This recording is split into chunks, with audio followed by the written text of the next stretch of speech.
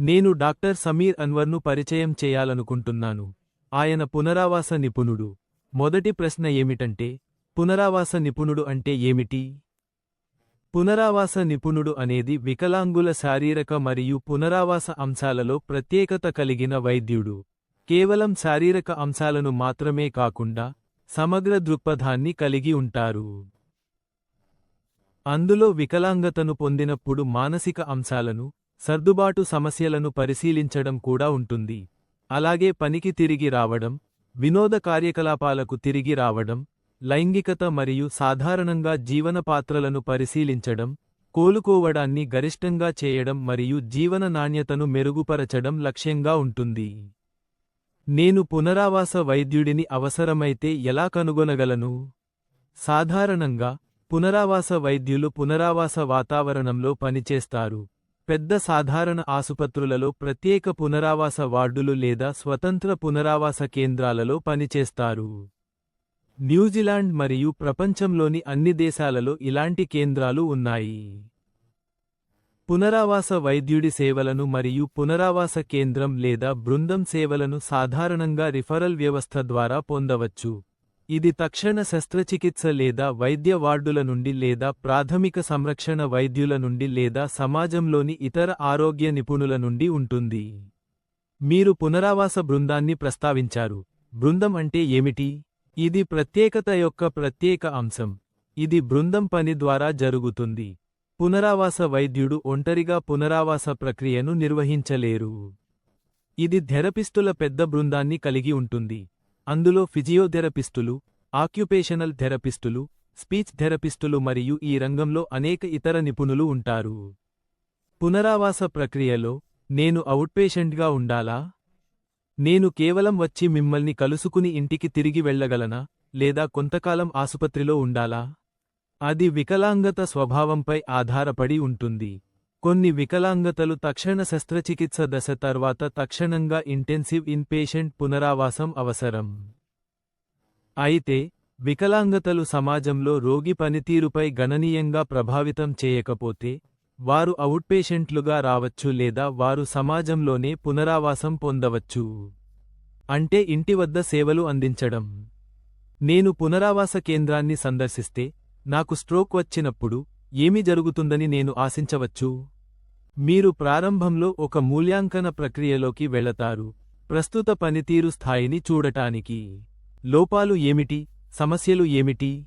రోగిని సాధారణంగా అన్ని బృంద సభ్యులు, అంటే వైద్యుడు, physiotherapist, occupational therapist, speech therapist, నర్సులు, సామాజిక కార్యకర్తలు మొదలైనవారు మూల్యాంకనం చేస్తారు. ఈ ప్రత్యేక థెరపిస్టుల కార్యకలాపాల గురించి నేను వివరించగలను. అయితే, ఈ ప్రారంభ మూల్యాంకన ప్రక్రియలో అత్యంత ముఖ్యమైన అంశం ఈ ప్రత్యేక రోగి మరియు లేదా అతని కుటుంబం లేదా ఆమె కుటుంబం సాధించాలనుకుంటున్న లక్ష్యాలను చూడటం.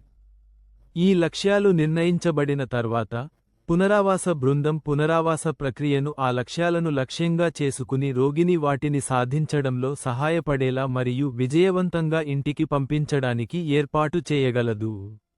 నా స్ట్రోక్ తర్వాత పునరావాసం త్వరగా పొందడం ముఖ్యమని నేను విన్నాను. ఎందుకు? ఇక్కడ ప్రధాన విషయానికి ఏమిటంటే, ప్రారంభ పునరావాస జోక్యాలు మంచివి. అధ్యయనాలు చూపించాయి.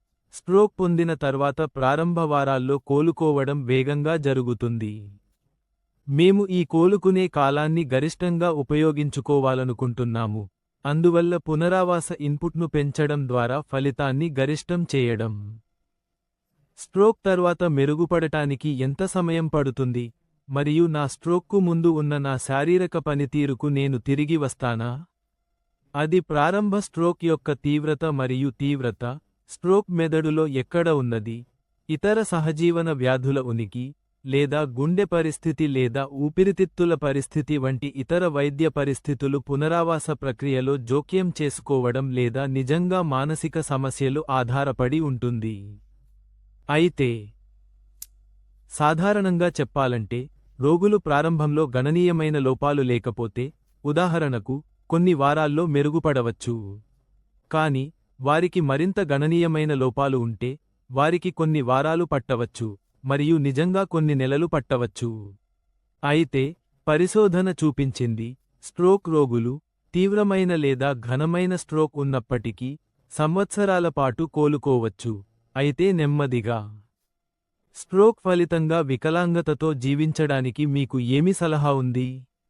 పునరావాస ప్రక్రియను పూర్తి చేసి, స్వతంత్రత మరియు చురుకైనత మరియు రోజువారీ జీవన కార్యకలాపాలలో మంచి స్థాయిని పొందిన తర్వాత, ఎక్కువ మంది రోగులు లేదా రోగులు సాధారణ జీవన కార్యకలాపాలకు తిరిగి వెళ్ళగలరు, కుటుంబంలో లేదా పనికి తిరిగి వెళ్ళగలరు.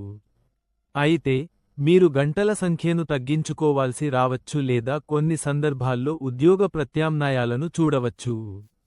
ఇతర జీవన పాత్రలను కూడా స్వీకరించడం, ఉదాహరణకు, వినోద కార్యకలాపాలు, హాబీలు, లైంగికత మరియు ఈ అన్ని అంశాలు సాధ్యమే కావాలి. స్ట్రోక్ ఫలితంగా వికలాంగతతో జీవించడానికి మీకు ఏమి సలహా ఉంది?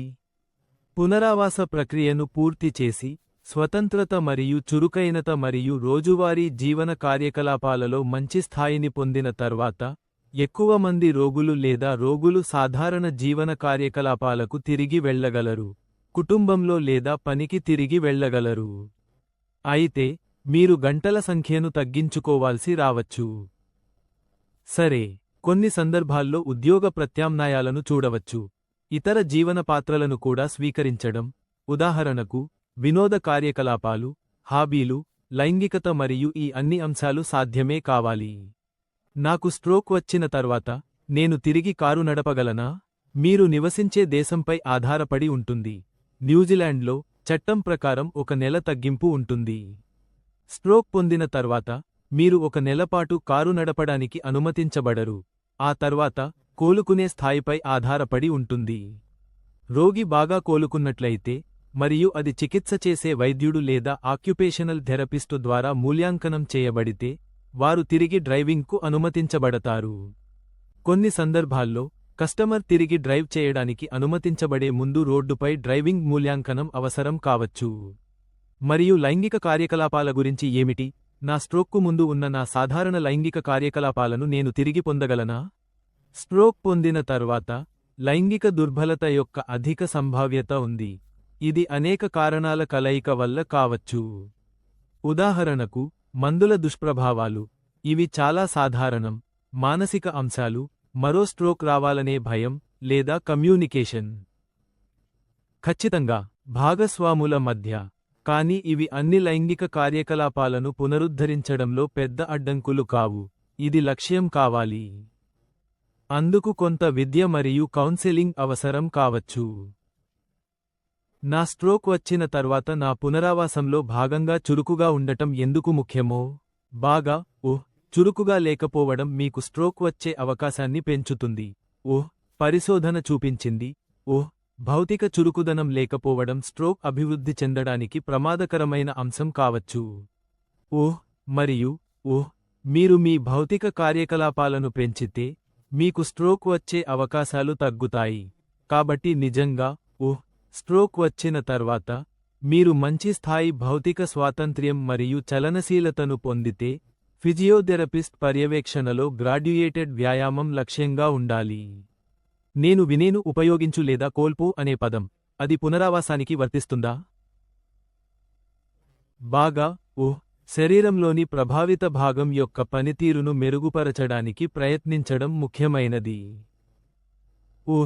ఇది ఉపయోగించు లేదా కోల్పు అనే విషయానికి కాదు. కొన్నిసార్లు పనితీరును తిరిగి పొందడం చాలా కష్టం. కాని, పునరావాస బృందం జోక్యంతో, ఆశాజనకంగా శరీరంలోని ప్రభావిత భాగం యొక్క పనితీరు మరియు వినియోగం క్రమంగా మెరుగుపడాలి. అది జరిగాక, నిజంగా ప్రభావిత భాగాలను రోజువారీ కార్యకలాపాలలో ఎక్కువగా ఉపయోగించడం మీకు మెరుగైన ఫలితాలను ఇస్తుంది. మరియు స్పీచ్ లాంగ్వేజ్ థెరపిస్ట్ల గురించి ఏమిటి? బాగా స్పీచ్ థెరపిస్టులు 2 అంశాలపై దృష్టి పెడతారు. స్పీచ్ భాగం. ఇది స్పీచ్లో ఏవైనా కష్టాలను మెరుగుపరచడానికి ప్రయత్నించడం. ఇది కేవలం స్పీచ్ యొక్క స్లరింగ్ కావచ్చు, లేదా ఇది మరింత కష్టం. స్పీచ్ లోపాలు వంటి మాట్లాడిన పదాలను అర్థం చేసుకోలేకపోవడం లేదా మాట్లాడిన పదాలను ఉత్పత్తి చేయలేకపోవడం కావచ్చు. స్పీచ్ థెరపిస్ట్ యొక్క మరొక అంశం మింగే యంత్రాంగాన్ని చూడటం మరియు సరే, మింగే యంత్రాంగం సరిగ్గా ఉందని నిర్ధారించుకోవడం మరియు రోగికి దానిని సాధించడంలో సహాయం చేయడం. లేదా అది ఛాతీ ఇన్ఫెక్షన్లు మరియు అలాంటి వాటిని కలిగించడంలో సమస్యగా ఉండవచ్చు. మరియు ఒక ఆక్యుపేషనల్ థెరపిస్ట్ గురించి ఏమిటి? వారు ఫిజియోథెరపిస్ట్కు భిన్నంగా ఉన్నారా? బాగా, అది నిజం. వారు భిన్నంగా ఉంటారు. వారు రోజువారీ జీవన కార్యకలాపాలలో స్వాతంత్ర్యం పొందడంపై ఎక్కువగా దృష్టి పెడతారు. కాబట్టి టాయిలెటింగ్, డ్రెస్సింగ్, ఫీడింగ్, గ్రూమింగ్, షవరింగ్ వంటి విషయాలు. వారు రోగులకు అనుకూల పరికరాలను కూడా అందించగలరు. అంటే రోగులకు రోజువారీ జీవన కార్యకలాపాలను సులభతరం చేసే గాడ్జెట్లు, దూరంలో ఉన్న వస్తువులను పట్టుకోవడానికి రీచర్లు వంటి వాటిని అందించగలరు. లేదా కదలికను స్వతంత్రంగా మరియు సురక్షితంగా సాధించలేకపోతే వీల్చైర్ను అందించవచ్చు. ఇంకా ఇంట్లో అందించవలసిన పరికరాలను చూడండి. లేదా నిజానికి రోగి మరియు కుటుంబానికి సులభతరం చేయడానికి ఇంట్లో కొన్ని మార్పులు చేయవలసి ఉండవచ్చు. మేము ఫిజియోథెరపిస్టులు, ఆక్యుపేషనల్ థెరపిస్టులు మరియు స్పీచ్ లాంగ్వేజ్ థెరపిస్టులు వంటి థెరపిస్టులు పోషించే ముఖ్యమైన పాత్రను చర్చించాము. మీ బృందంలో మరెవరైనా ఉన్నారా? అవును, సమానంగా ముఖ్యమైన అనేక ఇతర థెరపిస్టులు ఉన్నారు. ఉదాహరణకు పునరావాస నర్సులు. నర్సులుగా వారి ప్రసిద్ధ ముఖ్యమైన పాత్రకు పక్కన, కానీ పునరావాస రంగంలో వారు ఇతర పాత్రలను కూడా స్వీకరిస్తారు. ఉదాహరణకు స్ట్రోక్ తర్వాత మల మరియు మూత్రాశయ సమస్యలను నిర్వహించడం, రోగులు వారి నుండి పొందుతున్న ఫంక్షనల్ లాభాలను. థెరపీ వారి రోజువారీ కార్యకలాపాల దినచర్యలో స్ట్రోక్ గురించి రోగి మరియు వారి కుటుంబాలకు విద్యను అందించడం, ఫలితాలు మరియు నివారణ మొదలైనవి. ఇతర ముఖ్యమైన బృంద సభ్యులు సామాజిక కార్మికులు కావచ్చు. వారు ముఖ్యమైన పాత్ర పోషిస్తారు. మీకు తెలుసు, కొంతమంది స్ట్రోక్ క్లయింట్లలో జీవితంలో పెద్ద మార్పు ఉంది. కాబట్టి వారు రోగి మరియు వారి కుటుంబాలకు ఆదాయ పరిపూరణ వంటి విషయాలను చూడటానికి సహాయం చేస్తారు. ఉదాహరణకు తగిన ప్రయోజనాలకు దరఖాస్తు చేయడం ద్వారా. కొంతమంది క్లయింట్లు తమ మునుపటి ఇంటికి తిరిగి వెళ్లలేరు ఎందుకంటే, ఉదాహరణకు ఇది పై అంతస్తు మరియు కింద అంతస్తు మరియు నివాసం పై అంతస్తులో ఉంది, కాబట్టి వారు వేరే ఇంటికి వెళ్లవలసి ఉండవచ్చు. కాబట్టి హౌసింగ్ కార్పొరేషన్ ద్వారా దరఖాస్తు చేయడంలో సహాయం చేయడం. కుటుంబానికి కష్టాలను సర్దుబాటు చేయడంలో మరియు నివాస సంరక్షణలో ప్లేస్మెంట్ కోసం తగిన నిధులు, లేదా హోమ్ హెల్ప్ లేదా వ్యక్తిగత సంరక్షకుల అందించడంలో సహాయం చేయడం వంటి బాహ్య సంస్థలతో వ్యవహరించడం. మేము ఫిజియోథెరపిస్టులు, ఆక్యుపేషనల్ థెరపిస్టులు మరియు స్పీచ్ లాంగ్వేజ్ థెరపిస్టులు వంటి థెరపిస్టులు పోషించే ముఖ్యమైన పాత్రను చర్చించాము. మీ బృందంలో మరెవరైనా ఉన్నారా? అవును, సమానంగా ముఖ్యమైన అనేక ఇతర థెరపిస్టులు ఉన్నారు. ఉదాహరణకు పునరావాస నర్సులు.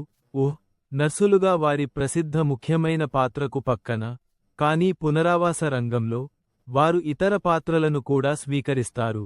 ఉదాహరణకు స్ట్రోక్ తర్వాత మల మరియు మూత్రాశయ సమస్యలను నిర్వహించడం, రోగులు వారి థెరపీ నుండి పొందుతున్న ఫంక్షనల్ లాభాలను. వారి రోజువారీ కార్యకలాపాల దినచర్యలో స్ట్రోక్ గురించి రోగి మరియు వారి కుటుంబాలకు విద్యను అందించడం, ఫలితాలు మరియు నివారణ మొదలైనవి. ఇతర ముఖ్యమైన బృంద సభ్యులు సామాజిక కార్మికులు కావచ్చు. వారు ముఖ్యమైన పాత్ర పోషిస్తారు. మీకు తెలుసు, కొంతమంది స్ట్రోక్ క్లయింట్లలో జీవితంలో పెద్ద మార్పు ఉంది. కాబట్టి వారు రోగి మరియు వారి కుటుంబాలకు ఆదాయ పరిపూరణ వంటి విషయాలను చూడటానికి సహాయం చేస్తారు. ఉదాహరణకు తగిన ప్రయోజనాలకు దరఖాస్తు చేయడం ద్వారా. కొంతమంది క్లయింట్లు తమ మునుపటి ఇంటికి తిరిగి వెళ్లలేరు ఎందుకంటే, ఉదాహరణకు ఇది పై అంతస్తు మరియు కింద అంతస్తు మరియు నివాసం పై అంతస్తులో ఉంది, కాబట్టి వారు వేరే ఇంటికి వెళ్లవలసి ఉండవచ్చు. కాబట్టి హౌసింగ్ కార్పొరేషన్ ద్వారా దరఖాస్తు చేయడంలో సహాయం చేయడం, కుటుంబానికి కష్టాలను సర్దుబాటు చేయడంలో మరియు తగిన నివాస సంరక్షణలో ప్లేస్మెంట్ కోసం నిధులు, లేదా హోమ్ హెల్ప్ లేదా వ్యక్తిగత సంరక్షకుల అందించడంలో సహాయం చేయడం వంటి బాహ్య సంస్థలతో వ్యవహరించడం. ఈ సందర్భంలో హోమ్ హెల్ప్ అంటే ఏమిటి? బాగా, హోమ్ హెల్ప్ రోగి, ఉదాహరణకు తన సొంతంగా లేదా ఆమె సొంతంగా ఉంటే, మరియు వారు తమ సొంతంగా జీవించగల స్థాయికి కోలుకున్నారు, అయితే వారు భారమైన గృహ పనుల్లో పాల్గొనలేరు. కాబట్టి హోమ్ హెల్ప్ అనేవారు ఆ పాత్రలను సాధించడంలో సహాయపడతారు. రోగి కొనసాగించగల సమాజంలో జీవించండి. కాబట్టి అవసరమైన సహాయం అందించబడినప్పుడు వారు అక్కడ జీవించడం కొనసాగించగలరు. మీరు పునరావాసానికి బృంద దృక్పథాన్ని ప్రస్తావించారు. స్ట్రోక్ నుండి కోలుకునే వారికి సహాయం చేసే వివిధ ఉద్యోగాలతో చాలా మంది ఉన్నారు. ఈ వ్యక్తులు నిజంగా ఏమి చేస్తారో మీరు కొంచెం వివరించగలరా? సరే, బాగా, నేను ఇంతకు ముందు చెప్పినట్లుగా పునరావాస బృందంగా థెరపిస్ట్ల సమూహంగా పనిచేస్తుంది.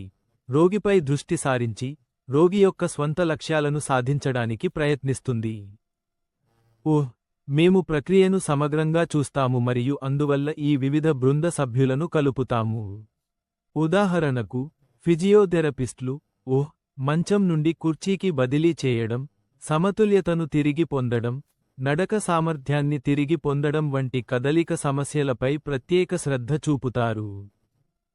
ప్రారంభంలో అది కర్ర లేదా ఫ్రేమ్ వంటి కొన్ని పరికరాల ద్వారా సహాయం చేయవలసి ఉండవచ్చు, కానీ ఆశాజనకంగా చివరికి స్వతంత్రంగా నడవడం.